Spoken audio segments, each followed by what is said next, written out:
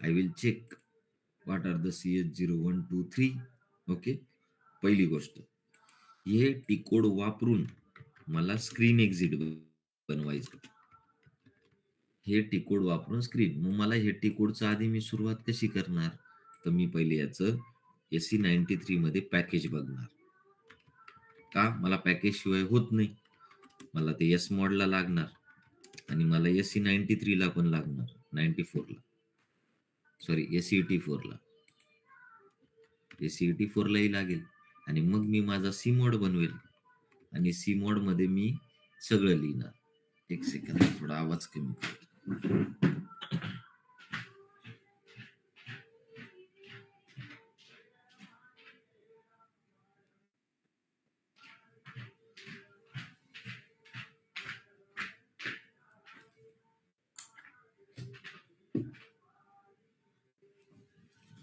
Okay, so you have to do the, असंच तुम्ही पण करायचं प्रत्येक गोष्ट हे करून.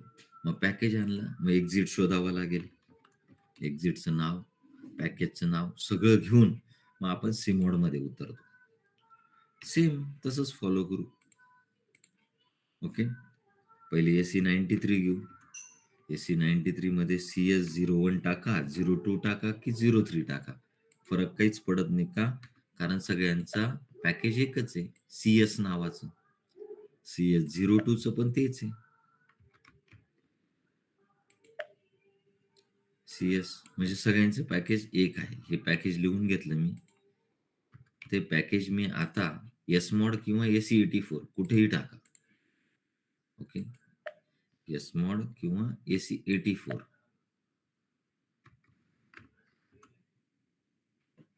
एनहान्समेंट, कस्टमर एक्झिट, एनहान्समेंट, आणि इथे मला लागणार पॅकेज CS. रन केलं. ओके, तर मला CS01 काय आहे? अरे ते बघायचंच राहिलं माझं. CS01 काय आहे पहिले ते तर बघू. CS01 आहे create material, bill of material, bomb create करायला. ओके, CS02 हा चेंज मटेरियल, CS03 हा डिस्प्ले मटेरियल. ओके, मग आपण काय करायचं, काय बनवायचं? CS01, 02, 03चं पॅकेज आणलं, सगळं आणलं. त्याच्यात काय बनवायचं? फंक्शनल कन्सल्टंट सांगेल बाबा इथे काय काय टाकायचं. मग मग त्याला काय रिक्वायरमेंट आहे? त्याचं म्हणणं आहे की CS03 हा जर डिस्प्ले केला, मटेरियल नंबर टाका. मटेरियल नंबर टाकल्यानंतर प्लांट वगैरे सगळं टाका. आलं लक्षात? मग मी मटेरियल नंबर टाकतो सध्या 100. बघा बरं, प्लांट, ओके, प्लांट काहीतरी असेल 1000. हे सगळं मला प्रोव्हाइड करण्यात येईल. ओके, आणि बॉम्ब युसेज 1. ओके, आणि हे हेडर जे आहे F6, त्याला मी क्लिक केलं आणि इथे बघा, quantity, long text, additional data, customer field, admin data आणि डॉक्युमेंट असाइनमेंट. ओके, तर इथे ऑलरेडी कोणीतरी बनवून ठेवलेलं आहे. तर मी आधी काय करतो, मी बनवलेलं डिलीट करतो. कारण काय होईल, इथे तुम्हाला ते दिसायला नको. ओके, त्याच्यासाठी मी माझ्या इथे याने बनवलेलं असेल ते हर्षने. ओके, मी काय करतो, पहिले डिलीट करून येतो ते. SE93 म्हणून देत नाही मी कोणाला टी कोड बनवायला. SE93 मध्ये जातो, प्रोग्राम मध्ये जाऊन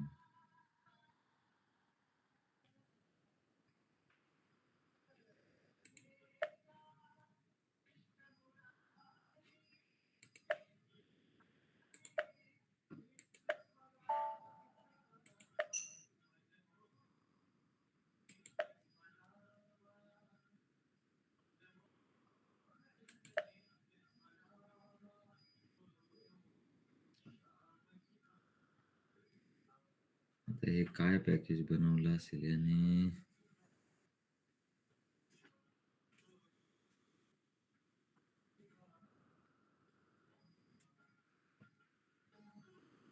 ठीक आहे.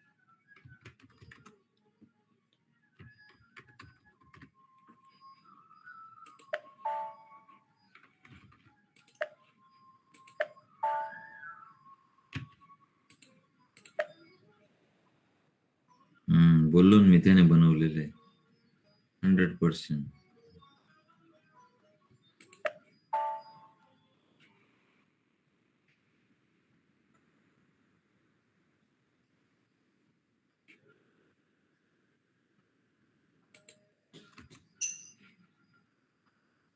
ZMD_cust.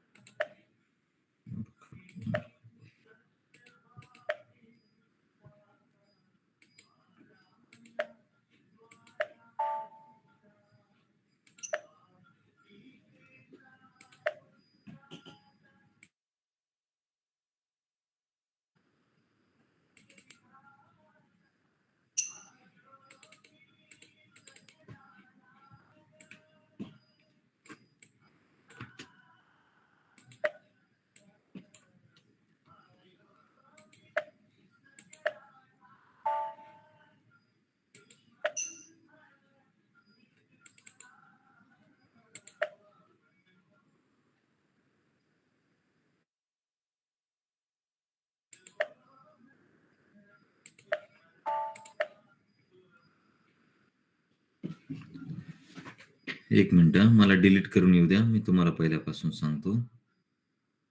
त्याला मी कालच इन्स्ट्रक्शन दिली होती की तू माझ्या याच्यात आगाऊपणा करू नको, बनवू नको.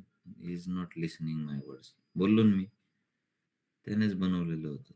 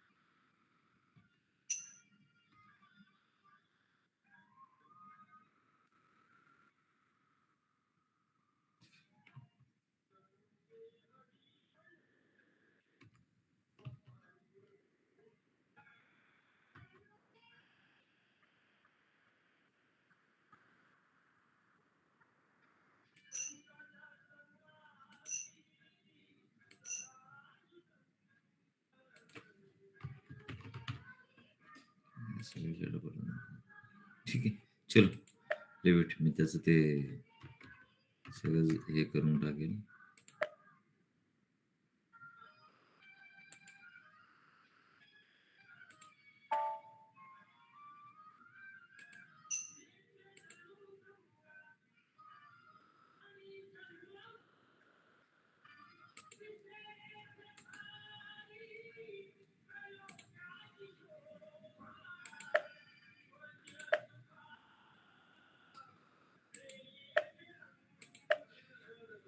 हे CS01 बघा, हा CS01 आहे. क्रिएट मटेरियल CS03 बघू आपण. याच्यात बघा, हेडर मध्ये जातो आणि इथे बघा इनिशियली तुम्हाला काय दिसेल. When you are going to insert material number 100 बघून बघून करायचं.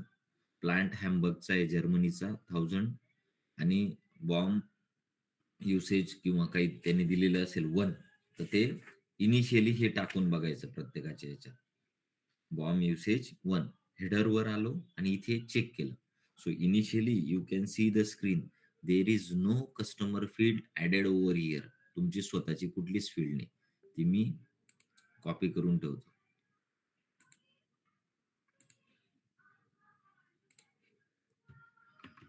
ठीक आहे. हे बघा, आपल्याला आता ही स्क्रीन आपल्याला दिसते. Right now this is your normal screen. आणि आपल्याला काय ऍड करायची आहे, हे जे टॅब आहेत या टॅबवर quantity, long text, additional data, admin data आणि हे सगळ्या दिसत आहेत. You can see right now. आणि तुम्हाला इथे एक फील्ड सॉरी, जे काही ऍड करायचंय ते करू, पण ही सबस्क्रीन तुम्हाला इथे आणायची. इथे कुठल्या तरी फील्डवर क्लिक करून इथे ती फिट बसवायची. Okay, this is your ultimate task, ultimate aim, and this is requirement.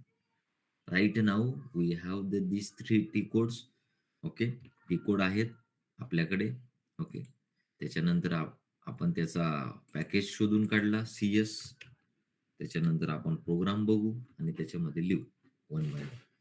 आता पहिले एक्झिट शोधायचा. पॅकेजवरनं एक्झिट शोधून आणू. तुम्ही कुठलाही टी कोड वापरा. ड्रिल डाऊन केला.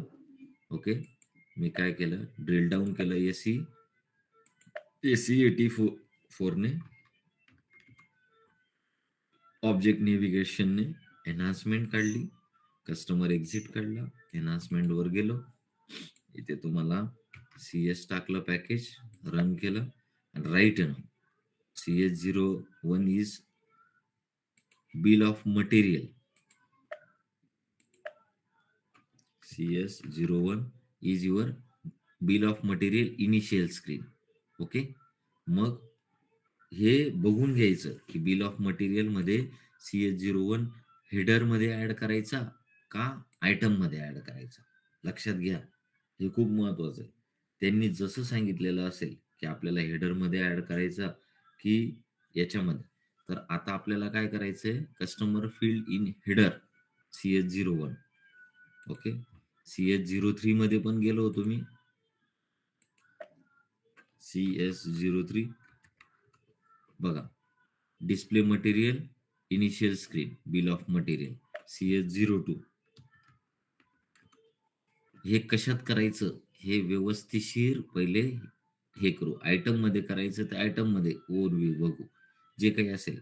मला जास्त त्याच्यातलं काही माहित नाही, पण सांगतोय मी की right now I am going to add the field over here. Customer field, कस्टमरची फील्ड ऍड करायची इन हेडर. हेडर म्हणजे कुठे, इथे, या इथे. म्हणजे इथे एक ऍडिशनल फील्ड येईल, ऍडिशनल टॅब येईल, जे काल परवा सर सांगत होते ना, महेश सर काहीतरी म्हणले होते की एक फील्ड इथे यायला पाहिजे. ती फील्डवर मी क्लिक करणार, ती कस्टमरची फील्ड राहणार आणि त्याच्यात ही स्क्रीन बोलवणार मी. ही स्क्रीन इथे बोलवणार. ओके, म्हणजे ह्या टॅबवर मी ऑटोमॅटिकली येईल. मग त्याच्यासाठी काय आहे, हेडर मध्ये देण्यासाठी PCSD003, म्हणजे त्याच्यामध्ये त्याच्या स्क्रीन नंबर पण दिलेला आहे, त्याच्यामध्ये एक बटन पण दिलेलं आहे +003 नावाचं, आणि आपल्याला एक्झिट पण दिलेला आहे. ओके, मग हा जो एक्झिट आहे तो काय आहे, तर PCSD0003 नावाचा आहे. PCSD0003 नावाचा एक्झिट आहे, तो आपल्याला करायचा आहे. ठीक आहे. So what we have to do, right now आपल्याला कळालं PCSD003. आयटम असेल तर त्याच्यात 002 वापरा, मटेरियल असेल STQ, STPO जे असतील ते त्याच्यासाठी. राईट नाऊ मी हेच वापरतोय. ठीक आहे. आता मी काय करतो, हा लिहून ठेवतो, कॉपी करून ठेवतो. PCSD003.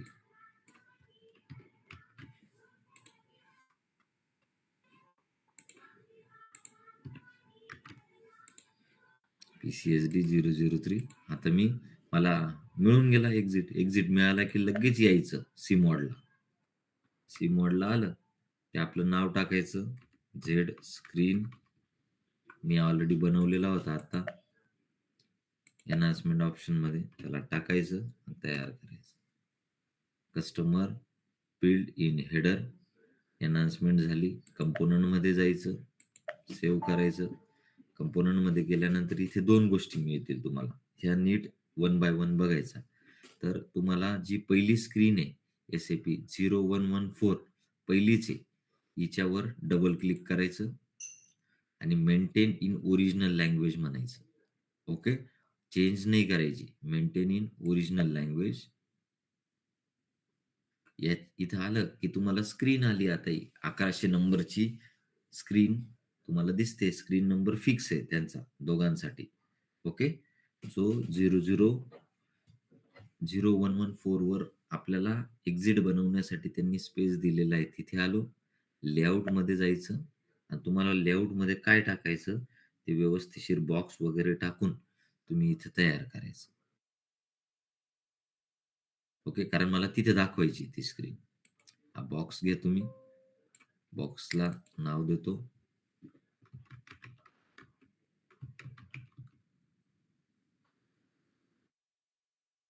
ओके. काहीतरी नाव दिलं आणि त्या बॉक्सवर मी माझं एखादा रोल नंबर, नेम आणि मोबाईल नंबर मागवतो.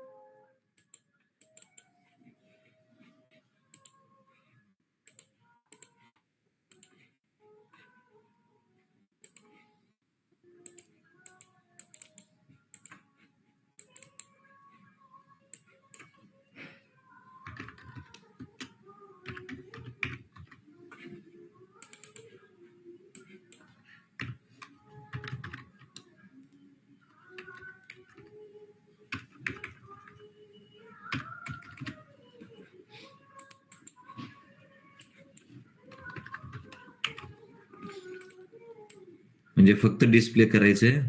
डिस्प्ले म्हणजे फक्त हे दाखवायचंय. त्याच्यात डेटा वगैरे आणायचं. वाटलं तर पुश बटन घ्यायचे तर घेऊन ठेवा. पण ही नेक्स्ट असाइनमेंट आहे.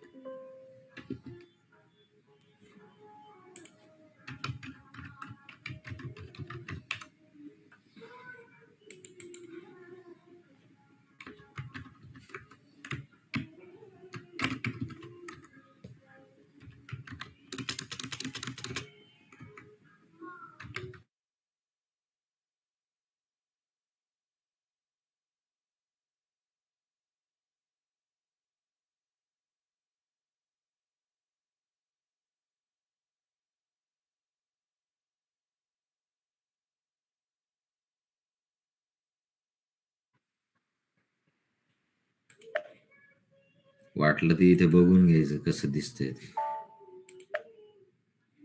असं दिसेल. असंच्या असं मला इथे आलं पाहिजे.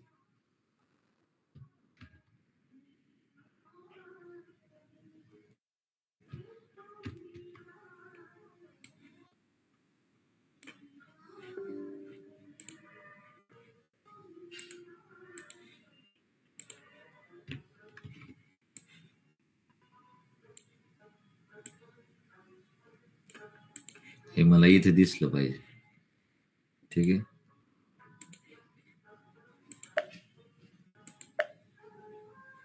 बॅक हॅलो फ्लो लॉजिकला अजून काहीच लिहित नाही. का? ज्यावेळेस मी सांगेल की मला असं असं आणून द्या त्यावेळेस ती एनहान्समेंट तुम्ही करायची. आता फक्त मला स्क्रीन सांगितलेली. डेटा नाही आणत. डेटा आणण्यासाठी खूप थोडस आहे प्रोसिजर. युजरकडनं डेटा घेणं, ते त्याच्यात टाकून तो डेटा रिट्राईव्ह करणं. ते नंतर टेबलचे मला हे बनवावे लागतील. हम्म. सांगेल मी ते. आताची एवढी रिक्वायरमेंट बघू आपण. बॅक आलो. इथे लिहायचं कुठं ते फंक्शन मॉड्यूल मध्ये लिहू. ओके. आता मी लिहत नाही पण सांगून ठेवतो. इथे मला या सगळ्या गोष्टी इथे राईट करायच्या आहेत. ओके. या ज्या आहेत इथून युजरकडनं डेटा घेऊन म्हणजे ज्यावेळेस मी बनवणार त्यावेळेस सांगेल तुम्हाला. आता काही गरज नाही त्याची.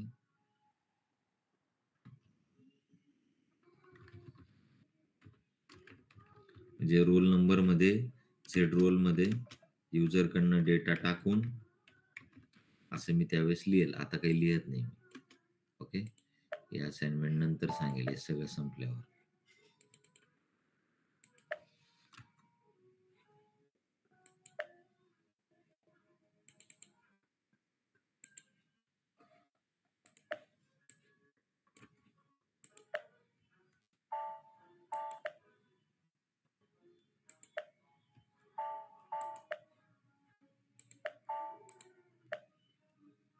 ठीक आहे.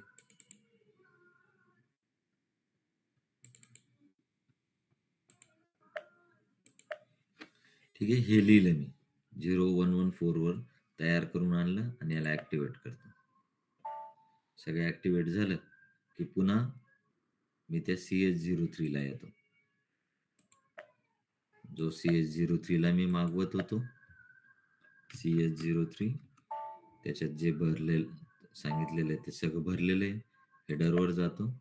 बघा कस्टमर फील्ड ही आता ऍड होऊन आली, ती आधी नव्हती. बघा हे पहिली फील्ड आहे. दुसरा टॅब आहे ऍडिशनल डेटा. ऍडमिन डेटाच्या अगोदर बघा कस्टमर फील्ड ऍड होऊन आलेली आहे. इथे जी आहे ती याच्या जागेवर ही ऍड होऊन आली आणि ती कस्टमर फील्डवर मी क्लिक करतो. ते बघा CSMSS हा box, roll number, name, mobile number. Okay. मग पुढच्या एनहान्समेंट कशा येऊ शकतील की मला इथे रोल नंबर जर मी टाकला 1 तर मला डिस्प्ले झालं पाहिजे त्याचं नाव आणि त्याचा मोबाईल नंबर. ओके. मी जर एक्झिट बटनवर क्लिक केलं तर बाहेर पडलो पाहिजे. ओके. या अशा टाईपच्या एनहान्समेंट नंतर येऊ शकतात. But today's the task was just to display the additional screen that will be your custom का screen subscreen inside your standard one. मग याच्यात तुम्ही बॉक्सच वापरला पाहिजे अशातलं काही नाही. याच्यात तुम्ही स्क्रीन एरिया वापरा, सबस्क्रीन एरिया. ओके. सबस्क्रीन एरिया नाही, सबस्क्रीन एरियापेक्षा फील्ड तिथेच हे वापरा. काय म्हणता, स्क्रीनच्या याच्यावर वेगळी रिक्वायरमेंट घ्या.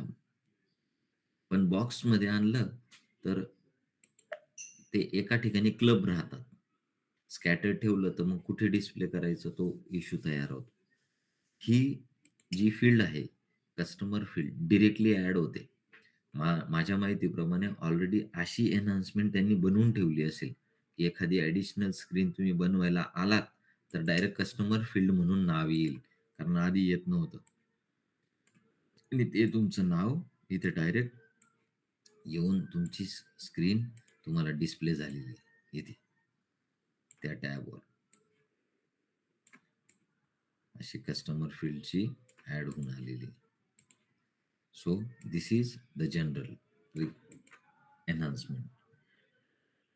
Apart from this, if I am going to write or insert the roll number over here, then this roll number should go to the database का टेबल. डेटाबेसच्या टेबलमध्ये गेला पाहिजे. ओके. डेटाबेसच्या टेबलमध्ये त्याने चेक केलं पाहिजे की हा रोल नंबरचा नेम आणि मोबाईल नंबर दे, आणि ते मला इकडून घेऊन इथे आणि तिकडून इथे मला टाकलं पाहिजे. असू शकते अशी रिक्वायरमेंट. करता आलं तर करा. ओके. डिस्प्ले बटनवर आणि एक्झिट बटनवर एक्झिट. ओके. मग हे करत असताना ह्या ॲडिशनल गोष्टी करायच्या कुठे, हे तुम्ही सी मॉडमध्ये जेव्हा बनवता चेंज. ओके. त्या कंपोनंटमध्ये ज्यावेळेस तुम्ही इथे आलात, ज्यावेळेस स्क्रीनवर डबल क्लिक करतो आपण, maintain original language, then we are going to come to this screen number. मग इथे आपण PBO, PI, ओके, याला काही अनकमेंट करायचं किंवा ह्या लेआउटमध्ये आपल्याला काही चेंजेस करायचे ते आपण करू शकतो. ओके. वाटलं तर डिस्प्ले बटन हे खाली घेऊन हे करायचं, अशी काही रिक्वायरमेंट येईल. सो ह्या फ्युचरसाठी सांगून ठेवतो. म्हणजे इनिशियली तुम्हाला तर फ्रेशरला ॲज एंट्री लेव्हलला तुम्हाला काही एनहान्समेंट लगेच एवढं भारी करायच्या नाही आहेत. But this is for your practice. Okay. मग तुम्ही म्हणाल, "सर, तुम्ही आम्हाला एक गोष्ट नाही सांगितली." मग याच्यात 2 स्क्रीन कसं काय दिलेल्या आहेत?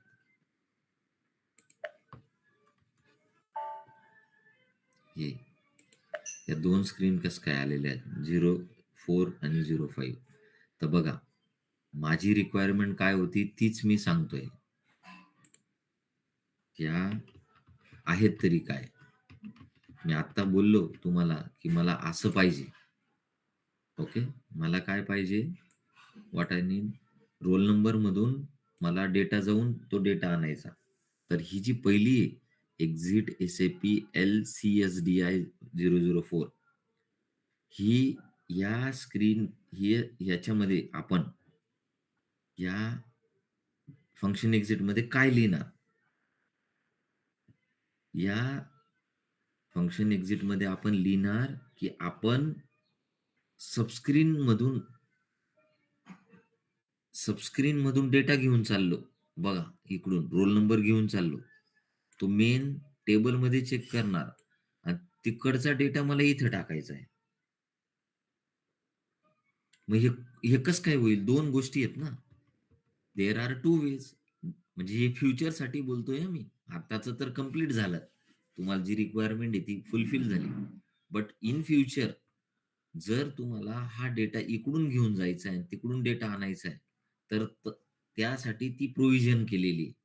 What is the provision and SAP has provided exit 004 आणि 005 ची 005 खालचा जो आहे, तो फ्युचरमध्ये data can be or data will transfer from your subscreen to database. म्हणजे हा रोल नंबर जो आहे, तो माझा इकडून घेऊन जाणार किंवा असं होऊ शकतं भविष्यामध्ये मला हे जे आहे, ही सबस्क्रीन, ही माझी जी सबस्क्रीन आहे इथं आणि हा माझा जो टेबल आहे,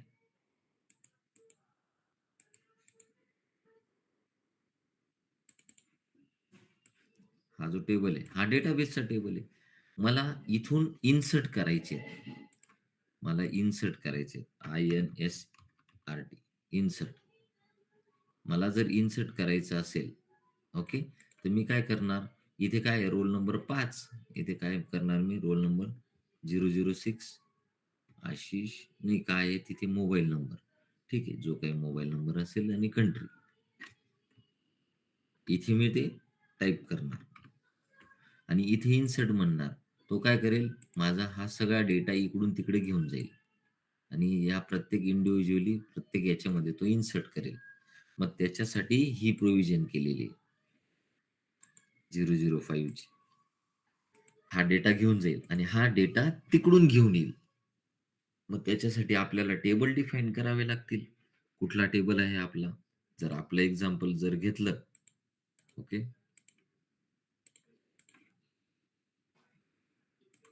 आपलं जर आपण एक्झाम्पल घेतलं, तर आपला टेबल आहे झेड आशिष काहीतरी होतं.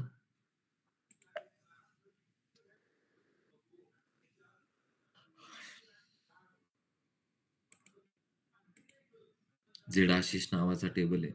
म्हणजे ह्या टेबलची ही जी फील्ड आहे, ती झेड आशिषची रोल आहे. ही झेड आशिषची नेम आहे आणि ही झेड आशिषची मोबाईल आहे. म्हणजे 3 फील्ड त्याच्या आहेत. मग ह्या 3 फील्डमध्ये आपण जेव्हा डेटा इन्सर्ट करू, तर आपण युजर आहोत. तर ते लिहिलं कसं जातं ह्या 3 फील्डमध्ये? तर ते लिहिलं इथे जाईल. हे प्रोसेस बिफोर आउटपुट आणि प्रोसेस आफ्टर इनपुट. ओके. इथे आपल्याला बटन लिहायचे तर आपण ते 2 बटन आहेत ते इथे लिहू आणि बॅक येऊन ह्या 5 मध्ये काय लिहिणार? त्याची ही जागा दिलेली आहे फंक्शन मॉड्यूलची. If we want to transfer the data, मग इथे लिहू आपण टेबल्स झेड आशिष. ओके. जर आपल्याला इकडून तिकडे आता आपण काय नंबरमध्ये आहेत? 5. 5चा डेटा कुठून जाणार आहे? स्क्रीनमधून तिकडं. कुठे? डेटाबेसला. डेटाबेसचा टेबल काय आहे? झेड आशिषचा रोल, झेड आशिषचा नेम. ओके. झेड आशिषचा मोबाईल. मग आपण जो डेटा टाकणार आहे तो टाकणार आहेत युजर डेटा म्हणतात त्याला. युजर डेटाचा mobile equals to user data म्हणजे आपण टाकणार. तर हे फ्युचरमध्ये असाइनमेंट राहू शकते, पण आता मी काही त्याला डिटेलमध्ये एक्सप्लेन करत नाही.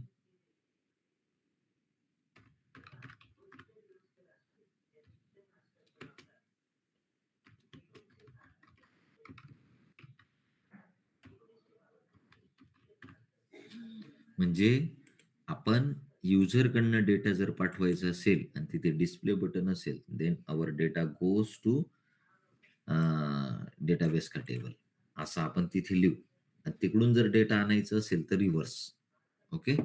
युजर डेटा मध्ये आपल्याला जर आणायचं असेल तर झेड रोल आशिष मधून युजर डेटात येऊ, हे आपण 4 मध्ये लिहू. नंतर सांगेल ते. ओके. कारण ही नेक्स्ट असाइनमेंट राहील आपली. ओके. असं लिहिण्यासाठी इकडून तिकडे डेटा टाकायला आणि तिकडून इकडे डेटा आणायला हे आपल्याला 2 एसी एक्झिटच्या एसएपी एलएस सीएसडीआय 4 आणि 5 प्रोव्हाइड करण्यात आलेलं आहे. थोडंसं कठीण आहे, पण we are not going to do. At least try to understand here in this area itself, की बुवा स्क्रीन एक्झिट आपल्याला करता येतं. स्क्रीन एन्हान्समेंट तर बिलकुल करता येणार नाही. स्क्रीन एन्हान्समेंटला इंटरफेस लागतो आपल्याला. त्याच्यामुळे तो 99% होत नाही. ठीक आहे. वाटला तर करून देईल मी. बघा हे बाहेर आणले होते मी, ते आले. तर इथे जसं डिस्प्लेने एक्झिट लिहिलेलं आहे तसं आपण ट्राय करा. तुम्हाला जर नवीन काही स्क्रीन एक्झिट करायची असेल तर ती घ्या, कुठंतरी शोधा. SAPtechnical.com वर दिलेले असतील स्क्रीन एक्झिट. हे बेस्ट एक्झाम्पल आहे कायम चालतं म्हणून, आणि त्याच्यातनं तुम्ही ते करू शकता.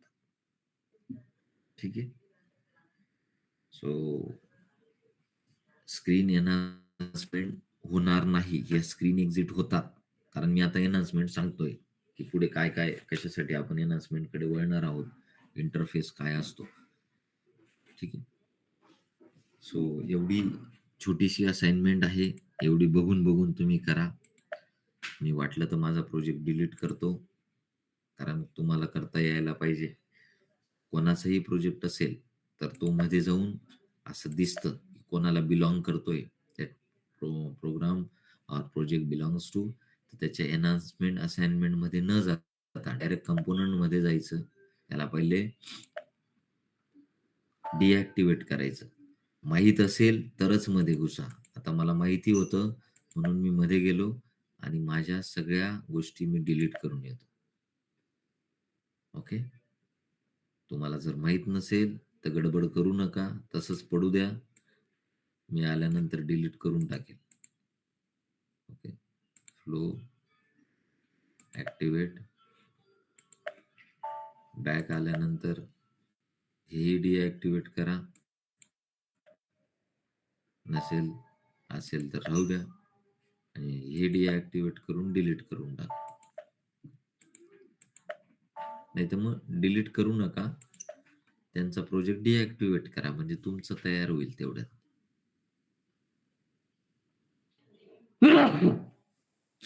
आलं लक्षात? दिस इज व्हेरी व्हेरी इम्पॉर्टंट.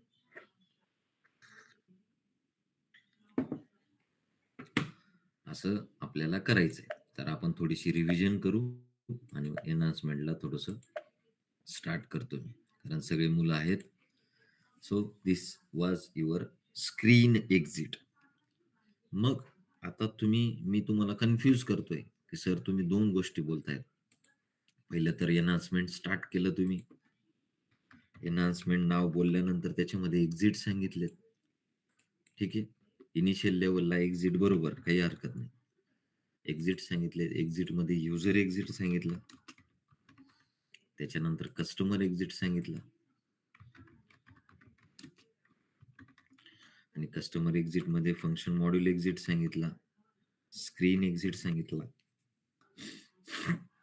त्याच्यानंतर मेनू एक्झिट सांगितला, आणि फील्ड एक्झिट ऍब्सोल्यूट झालेला आहे म्हणून मी तो लिहत नाही. There are 3 different exits we have done along with the different T codes. Okay, हे सगळं सांगितलं. मग हा जो भाग आहे लेफ्ट साईडचा, याच्यामध्ये काय प्रॉब्लेम झालेत ते आतापर्यंत आपण बघत आलो आहेत आणि बघतो आहोत आणि आता पण आज करताना दिसतील. ते म्हणजे काय? नो डाऊट की SE93 यूज केला, SMOD यूज केला, SE84 यूज केला सर्चिंगसाठी, एक्झिटला सर्च करण्यासाठी, आणि क्रिएट करण्यासाठी सीमॉड केला. आणि CMOD means create modification is also called as create project.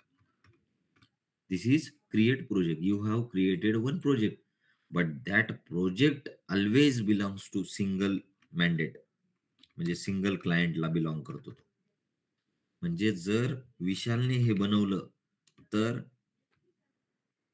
Sudarshan stuck झाला. जर हे ऋग्वेदने बनवलं तर मी स्टक झालो. म्हणजे कोणीतरी बनवलं की दुसरा स्टक होतो. मग तो म्हणतो नाही मी थांबतो, तुझं करून घे. तुझं झालं की मी ते डिॲक्टिव्हेट करेल. कारण सी प्रोजेक्ट हा प्रत्येकाला बिलॉंग करतो आणि तो एकदाच होतो. मग एक तर मग डिॲक्टिव्हेट करत बसा, नाही तर डिलीट करत बसा. आता तुम्हाला मी ते खरं सांगतो. ते काही लपवायची गोष्ट नाहीये. मी 2019 नाही आता काय 24 ना, मी 20 मध्ये किंवा 21 मध्ये मला ही गोष्ट कळाली, ही की हा सीमॉड हा डिॲक्टिव्हेट करून डिलीट करू शकतो. एका ब्लॉगवर लिहिलेलं होतं. फॉर प्रॅक्टिस मी टाकलं होतं. किंवा सर्वात बेस्ट वेबसाईट होती माझी, that was a stack overflow. That was a stack overflow. He site खूप छान आहे. याच्यामध्ये खूप चांगल्या पद्धतीच्या एरर आणि त्याच्यावर फीडबॅक येतात. मी ऑलरेडी लॉग इन आहे म्हणून माझं आलं तिथे. तर कोणालाही काही असेल की आपण स्टेटमेंट नॉट ॲक्सेसिबल,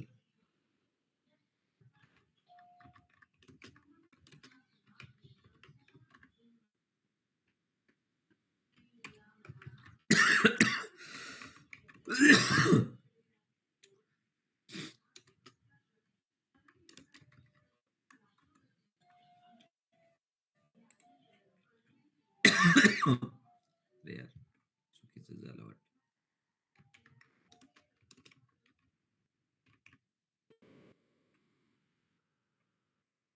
आपण रेज करू शकतो किंवा इथे आपण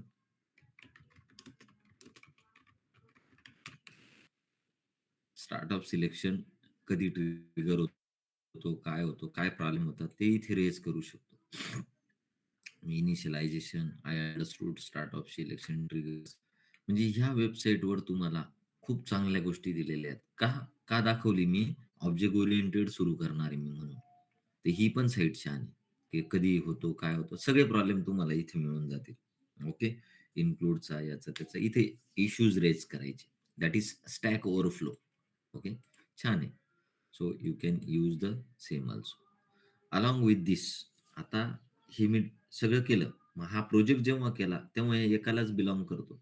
तुम्हाला प्रोजेक्ट मधून डायरेक्ट कंपोनंटला इथं जाता येतं, डॉक्युमेंटेशनला डायरेक्ट जाता येतं. हे करत असताना मला लिमिटेशन्स आली.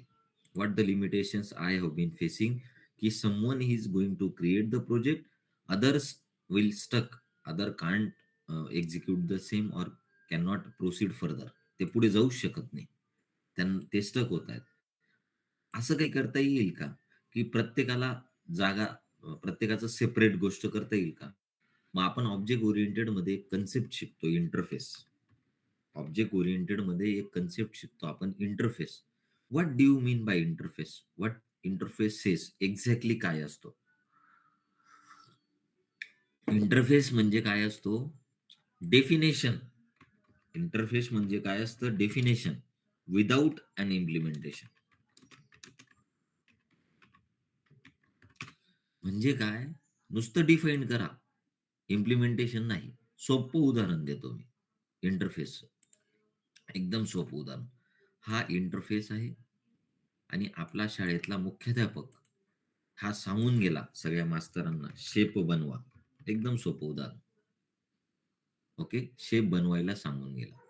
That is an interface. म्हणजे डिफाईन करून गेला विदाऊट इम्प्लिमेंटेशन. त्याने इम्प्लिमेंट नाही केलं. मग ते सगळे मास्तर आपल्या शाळेचे जेवढे सर आहेत, तेवढ्या सरांनी, आता समजा आपले एचओडी आहेत. एचओडींनी सगळ्यांना सांगून दिलं, शेप बनवून ठेवा मी मीटिंगवरनं आल्यानंतर. आता मी किंवा कोणी पण अजून कोणीतरी असतील, असे सगळे आम्ही किंवा सगळे जेवढे पण सर आहेत, तेवढ्यांनी शेप बनवायला सुरुवात केली. आता हाऊ वुड आय नो की which type of shape I want to draw or create? मला माहित नाही. तर कोणीतरी पेंटॅगॉन बनवला, ओके, कोणीतरी हेक्झॅगॉन बनवला, कोणीतरी ट्रायंगल बनवला, कोणी डायमंड बनवला, कोणी सर्कल बनवला, आलं का लक्षात? कोणी स्टार बनवला. तो थोडी सांगून गेलाय. सांगणाऱ्याने हे थोडी ना सांगितलंय की बाबा तुम्ही बनवायला पाहिजे. We have created our own implementation. त्यांनी फक्त सांगितलं होतं, डिफाईन करून गेले होते की शेप बनवा. पण आपण आपल्या पद्धतीने बनवलेत शेप. म्हणजे मग याला तुम्ही असं म्हणू शकत नाही की मी हेच सांगितलं होतं असं. त्याला इंटरफेस म्हणतो आपण. इंटरफेस मीन्स ओन्ली डिफायनिंग, म्हणजे डिफाईन केलं. मग त्याचा हे उदाहरण, why I am going to give this type of example over here.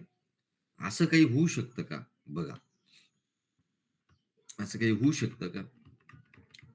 एक हा एक प्रोजेक्ट होता, क्रिएट प्रोजेक्ट. तसं मी प्रोजेक्ट तयार करतो. I am going to create one project over here. आणि त्या प्रोजेक्टमध्ये मी वेगवेगळ्या एन्हान्समेंट बनवणार एकाच प्रोजेक्टमध्ये. ही एक, आता बघा, ह्या एका प्रोजेक्टमध्ये एकच आहे, ओके. पण मी एकाच प्रोजेक्टमध्ये मल्टिपल गोष्टी बनवणार. Second, third, okay. मग मी याला एन्हान्समेंट नाव काय देतो सांगतो. एका प्रोजेक्टमध्ये ही एन्हान्समेंट पहिली,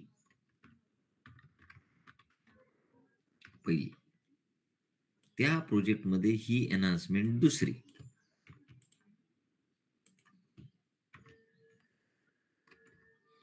त्या प्रोजेक्टमध्ये ही एन्हान्समेंट तिसरी. बघा, 3 एन्हान्समेंट. एक एकाच प्रोजेक्टमध्ये, 2, 3. स्टक व्हायचं कारणच नाही. आणि त्याच्यामध्ये ह्या तुमच्या एक्झिट, म्हणजे एक्झिट म्हणजे 3 टाईपचे जे तुम्ही बनवलेत ते. फंक्शन मॉड्यूल एक्झिटच्या अवधी एन्हान्समेंट म्हणेल किंवा ज्यावेळेस टी कोड बदलतील. 2, 3 मीन्स आता आता काय होत होते इथे, फंक्शन मॉड्यूल एक्झिट बनवली म्हणजे ही बनवली, तर याला बनवता येत नव्हती इथे दुसऱ्याला, कारण ऑलरेडी एक्झिस्ट म्हणत होता. पण आता मी सेपरेट ब्रांच तयार करून दिल्या. म्हणजे एकाच प्रोजेक्टमध्ये 3 फंक्शन मॉड्यूल एक्झिट बनतील. 3, आता ह्या एक्झाम्पल मध्ये there are different screen exit can also create and menu exit can. असं होऊ शकतं का? Yes, this is only possible in enhancement. म्हणजे मग व्हॉट इज द डिफरन्स? मग असं का आपण हे केलं? ती मी म्हटलं ना, स्टक व्हायला लागलो अननेसेसरीली. आपण एकाच प्रोजेक्टमध्ये स्टक होऊन गेलो, दुसऱ्याला करता येत नाही एनहान्समेंट. तसं करण्यासाठी आपण हा अनदर वे, हा जो आहे तो चूज केला. नावं सारखेच, काही मोठा डिफरन्स नाही. प्रोजेक्ट, त्याच्यामधल्या वेगवेगळ्या एनहान्समेंट आणि वेगवेगळे फंक्शन मॉड्यूल आणि त्याची एक्झिट्स. मग व्हॉट इज द डिफरन्स? काय डिफरन्स आहे इकडे तिकडे एक्झिट मध्ये? डिफरन्स हा पडायला सुरुवात होतो इथे आपण वापरता आहोत हे 3 सर्चिंगसाठी 3 टी-कोड्स, आणि हा जो वापरतो आहोत तो म्हणजे दुसरा सी-मॉड क्रिएट करण्यासाठी. मग इथे काय करणार आपण? इथे आपण काय करणार? तिकडे जसा युजर एक्झिट होता तसा इथे, येस, इथे पण आहे युजर एक्झिट, पण तो आपण नंतर बघू. मी तुम्हाला प्रत्येक एनहान्समेंट मध्ये खाली फंक्शन मॉड्यूल एनहान्समेंट सांगतो, ओके. मग डिफरन्स काय? इथे मी एक्झिट म्हणतो, बघा बरं. इथे मी म्हणतो फंक्शन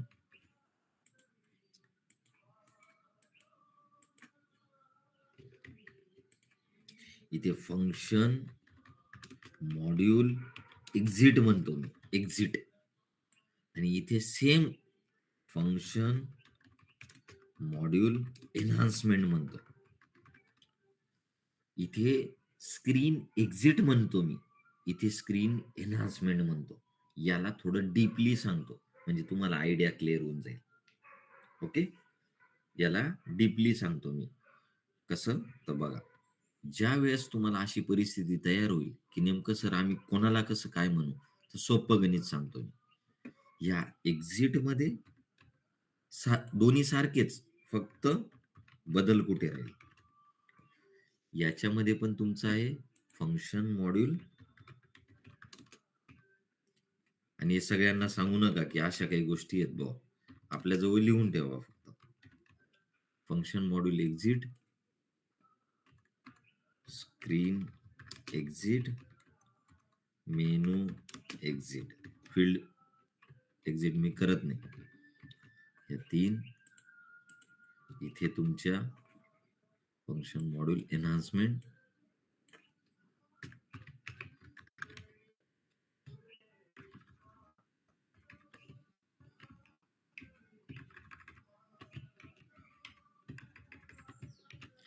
सो हे 3 येणार.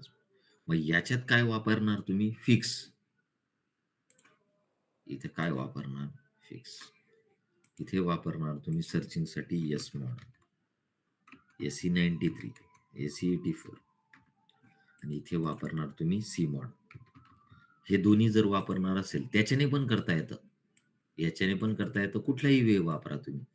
याच्याने एक्झिट करता, एन्हान्समेंट मध्ये पण हे वापरू शकतात. पण एन्हान्समेंट मध्ये काय होतं, प्रत्येक प्रोजेक्ट मध्ये वेगवेगळे एन्हान्समेंट आहेत. तर आपण नवीन कन्सेप्ट शिकतो, बाडी. नवीन कन्सेप्ट शिकतो, बाडी लिहून घ्या. बाडी म्हणजे काय, बिझनेस ऍड इन्स. बिझनेस ऍड इन्स म्हणजे याचा अर्थ काय, बिझनेस मध्ये तुमचा कस्टमचा कोड तुम्ही ऍड करत आहात ऑलरेडी एक्झिस्टिंगला. बिझनेस ऍड इन्स, जसं प्लग इन असतं ना, तुम्ही कसं घरामध्ये एखादा आपल्या इथपर्यंत पॉवर आलेली असते घराच्या बोर्ड पर्यंत, आणि तिथून एक इलेक्ट्रॉनिक गॅजेट किंवा अप्लायन्सेस आपण कसं त्याला अटॅच करतो, मग ती पॉवर ट्रान्सफर होते. किंवा नेटबीन्स, इक्लिप्स अशा आयडीज मध्ये तुम्ही प्लग इन ऍड करतात. प्लग इन, हे प्लग इन का ऍड करतात तुम्ही, why you are going to add a plug in. म्हणजे कसं असतं, आपण एखादी आपल्या घरामध्ये आता समजा काहीतरी वापरतो, आपण प्रेस वापरतो, नाही तर काहीतरी हीटर वगैरे वापरतो. आपण कसं या इथे पिन लावतो, प्लग करतो, प्लग. ओके, आपण कसं ते 3 पिनला प्लग इन करतो, प्लग. तसं याचा अर्थ काय की बाबा इथपर्यंत आलेली आहे पॉवर, मला पुढे पण न्यायची ती. तसं आपण एखादा इक्लिप्स किंवा नेटबीन्स कुठलाही जर सॉफ्टवेअर घेतला, इक्लिप्स और नेटबीन्स हे आयडीज घेतले तुम्ही. So if you are going to take these IDs, International Development Education Software or Environment System, if you are going to take, जर तुम्हाला रिक्वायरमेंट अशी असेल की मला इथे काहीतरी एक्झिक्यूट करायचंय and I am not able to do, I want to show the results, that is not possible without the extra software. तर तुम्ही काय करतात, ते सॉफ्टवेअर एक्स्ट्राचं आपल्या इथे ऍड करण्यासाठी तुम्ही प्लग इन वापरतात. ओके, सिम्युलेटर असेल, ओके, एखाद्या ENTC किंवा मेकॅनिकलच्या मुलांसाठी सिम्युलेटर असतात. ते सिम्युलेटर कसं आहे, ते हार्डवेअरची गोष्ट, ते डायरेक्ट आता गाडी कशी पळवायची, काय त्यांना फास्ट रन कसं करायचं किंवा काय, असे काही सिम्युलेटर असतात. तर त्याच्यासाठी एक्स्ट्रा गोष्ट जर काही ऍड करायची असेल, तर आपण कसं प्लग करतो. तर तशी फॅसिलिटी आपल्याला याच्यात दिलेली आहे. कशामध्ये, आयडीज मध्ये एक्स्ट्रा सॉफ्टवेअर ऍड करणं. आता इक्लिप्स जर बघितलं, इक्लिप्स प्लगइन प्लगइनचे बंडल असतात, तर कसं ऍड करतात ते बघा. समजा मला नेटबीन्सने असं दिलेलं आहे, हे बघा, इक्लिप्स प्लगइन म्हणजे एक्स्ट्रा पिन लावून दुसरी गोष्ट माझ्या सॉफ्टवेअरमध्ये आणणं, प्लग इन. आता फॉर एक्झाम्पल माझ्या सॉफ्टवेअरमध्ये मला क्लास डायग्राम बनवायच्या आहेत. If I want to display the class diagram आणि ते तर पॉसिबल नाहीये. तो यूएमएलचा सॉफ्टवेअर तो दुसरीकडे. मग मी काय करणार, बेस्ट इक्लिप्समध्ये यूएमएल प्लगइन टाकून घेईल. म्हणजे ते प्लगइन कुठून ॲड होतं? इथे कुठेतरी आहे ते. मॉडेलिंग रनमध्ये. मग ते प्लग करतो, ते सॉफ्टवेअर इन्स्टॉल करतो. मग who will do the same? Basis consultant. तो इन्स्टॉलेशनला रिस्पॉन्सिबल असतो. तो नवीन सॉफ्टवेअर ॲड करून द्यायला रिस्पॉन्सिबल असतो. पॅकेज बनवायला रिस्पॉन्सिबल असतो. ती त्याची ड्युटी आहे. आपल्याला जर प्लगइन पाहिजे असेल, तर आपण सांगू, की मला सॉफ्टवेअरमध्ये हे लागणार आहे. तुम्ही मला हे टाकून द्या. मग तो काय करतो, तो प्लॅटफॉर्म तयार करतो आणि आपल्याला त्या ती गोष्ट ॲड करून देतो. आता हे प्लगइनच झालं ना एक प्रकारचं. तुम्ही जो मॉड्यूल पूलमध्ये लेआउट आणतात ना, मॉड्यूल पूल प्रोग्रामिंगमध्ये जो आता लेआउट आणला आपण, म्हणजे कुठला तो अ, हा काय म्हणता, त्यांचं पेंट सारखं ओपन होतं तो स्क्रीन पेंटर, तो त्यांचा प्लगइनच आहे एस-ए-पीचा. कारण एस-ए-पीमध्ये आपण प्रोग्राम तयार करतो. We are going to create the program आणि डिझायनिंग कसं काय येईल मग? मग डिझायनिंग त्यांनी सेपरेट पॅकेज, सेपरेट बंडल तयार केलेत. सेपरेट सॉफ्टवेअर तयार केलं, सेपरेट ॲप्लिकेशन्स तयार केलं आणि ते मर्ज करून टाकलं. ते मर्ज केलं. आता फॉर एक्झाम्पल जर उदाहरण द्यायचं झालं, तर काय झालं, मी एकदा प्रोजेक्ट करत होतो. 2च मिनिटात सांगतो, म्हणजे त्याच्याने काहीतरी आयडिया येईल तुम्हाला. हा माझा प्रोजेक्ट चालू होता.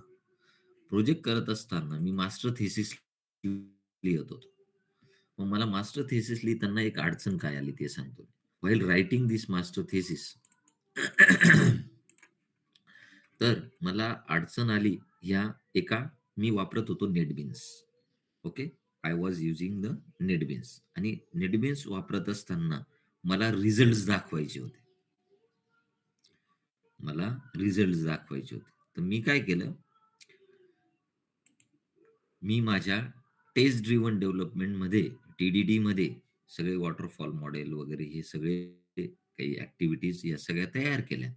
पण मला हे असे रिझल्ट्स द्यायचे होते माझ्या सॉफ्टवेअरमध्ये, की माझ्या सर्व्हिसेस मी टेस्ट केल्यात आणि ग्रीन कलरमध्ये आल्यात. आणि हे तर पॉसिबल नाहीये ना. हे ड्रॉ करून कलर भरण्यासारखं आहे. टेबल करायचा आणि कलर द्यायचा. ते रिझल्ट्स मागतात. आणि माझं तर चॅलेंजिंग असं होतं, की यू कॅन सी हाऊ बॅकएंडला माझा जावाचा कोड नेटबीन्सवर रन होतोय. HTMLच्या प्रोटोकॉल थ्रू मला ते डायग्नोज करायचंय आणि माझे तर वेगवेगळे मॉड्यूल्स इथे होते आणि मला ते HTML5 च्या इंटरफेसमध्ये जावास्क्रिप्ट वापरून समोर द्यायचे होते आणि रिझल्ट्स मला असा डिस्प्ले करायचा होता आणि मी स्टक झालो. मग मी इमिडिएटली, माझ्याकडे एक जपानचा माणूस होता आणि तो जापनीज माणूस खूप सपोर्टिव्ह होता. त्याला म्हटलं, "मला अशा टेस्ट केसेस लिहायच्या आहेत," म्हटलं, जावामध्ये. तर ह्या माझ्या काही इनबिल्ड होतील, पण मला काही रिझल्ट्स आणून द्यायचे आहेत म्हटलं कंपनीला, की माझ्या टेस्ट केसेस ह्या कमी वेळात रन होतात आणि मला आउटपुट रन होतं. त्याने काय केलं, त्याने मला खूप मदत केली. टेस्ट केसेस पास करणं, ते करणं. तर तो काय म्हटला, "एक वेका नावाचा टूल आहे. त्याच्यामध्ये तू सगळे रिझल्ट्स देऊन असे रिझल्ट्स घेऊ शकतो." मग माझा डेटा मी त्याला पास केला, त्या टूलला. मग तो टूल असं आहे, की तो टूल सपोर्ट पण केला पाहिजे. तो टूल तुमच्या NetBeans, Eclipse, IDEs, SAPला सपोर्ट झाला पाहिजे. तर मी त्याला काय केलं, मर्ज केलं, प्लग केला. प्लग केला माझा डेटा माझ्या NetBeans IDEs थ्रू मी त्याला पाठवला आणि त्याने मला रिझल्ट्स दिले. म्हणजे मला माझ्या थिसिसमध्ये माझ्या प्रोजेक्ट गाईडला सांगता आलं, की मी नवीन टूलमध्ये माझं टेस्टिंग करून तुम्हाला देतोय. He was very happy. तो मला खूप म्हणला, की "आशिष खूप छान, या टेस्ट केसेस तर आपण अशा रन करतो, पण तू लाईव्ह टेस्ट केसेस रन करून आणल्या." ओके. तर हे कसं असतं, आता ते मिळणार नाही, पण दाखवतो तुम्हाला, की तो टूल मी कुठे प्लग इन केलेला होता. तर तो टूल होता माझा वेका नावाचा. म्हणजे ह्या गोष्टी का सांगतो? तुम्हाला जर टाकता आले तर या तुम्ही टाकू शकता. हा वेका नावाचा टूल आहे. हा वेका नावाचा टूल आहे. ऑलरेडी ट्युटोरियल पॉइंट्स वर पण दिले